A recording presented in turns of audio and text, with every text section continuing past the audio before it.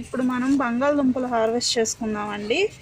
So ఇవి 3 months పైన అయింది పెట్టి. చూడండి ఇవ్వండి, ఆల్రెడీ నేను 4 తీసాను. ఇవ్వండి ఈ సైజులో వచ్చాయి, ఇంకా ఉన్నాయి. యాక్చువల్లీ ఇందులో చిక్కుడు పాదు ఉంది, అందుకే నేను చాలా జాగ్రత్తగా తీయాల్సి వస్తుంది. మొత్తం కదిలించడానికి వీలు కావట్లేదు. ఇదండి ఇట్లా తీస్తూ ఉంటే కనిపిస్తున్నాయి కదా, ఆల్రెడీ 4 వచ్చాయి. ఇవి 2 అన్నమాట. ఇవి కూడా తీసినాక చూపిస్తాను, ఇంకా ఎక్కడన్నా కనిపిస్తే చూపిస్తాను మీకు. ఇదండి చాలా జాగ్రత్తగా తీయాల్సి వస్తుంది.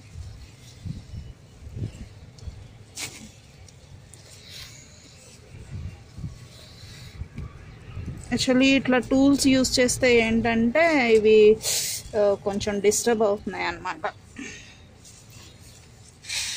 నేను ఒక దుంప పెట్టేశానండి, అసలు కట్ చేయకుండా పెట్టాను.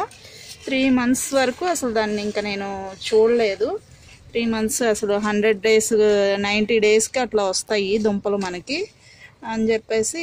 సో 90 days అయినట్టుంది దగ్గర. సో చెట్టు అంతా ఎండిపోయింది అనమాట. బాగా మొత్తం ఎండిపోయిన తర్వాత మనము ఇది కదిలించాలి. తీస్తుంటే కొంచెం సో మట్టి అంతా కదిలిస్తే మనకి అడుగున ఉంటున్నాయి అన్నమాట. ఇవేమో డిస్టర్బ్ అవుతున్నాయి. ఇంకా చూద్దాము, ఇంకా ఎక్కడన్నా కనిపిస్తే చూపిస్తాను మీకు. సో ఇవన్నీ చిక్కుడు పాలు.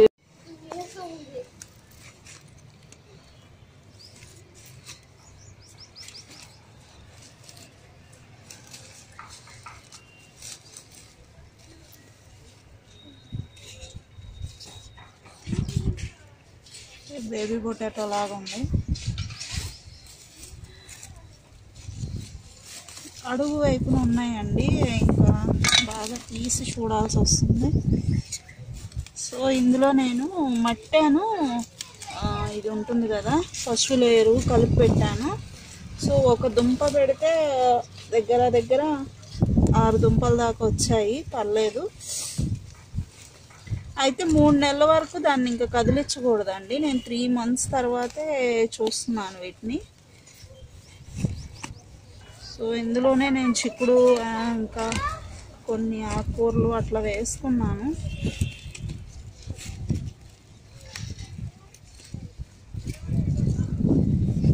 కనుపు చిక్కుడు మొక్క. సో ఇది డిస్టర్బ్ అవుతుంది. ఇందులో టమాటా మొక్కలు, ఇవ్వండి చిక్కుడు మొక్కలు అన్నీ పెట్టాను. అందువల్ల ఇప్పుడు హార్వెస్ట్ చేయడం ఇబ్బంది అవుతుంది అన్నమాట.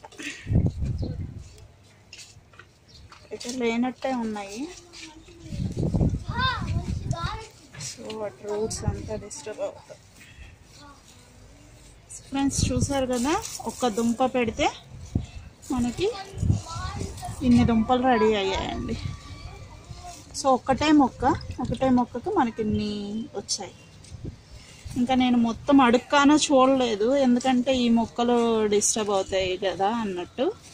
సో చాలు, ఇంతవరకు సాటిస్ఫైడ్ అనమాట. మనం ఫస్ట్ టైం బంగాళదుంపని పండించాం కాబట్టి హ్యాపీ.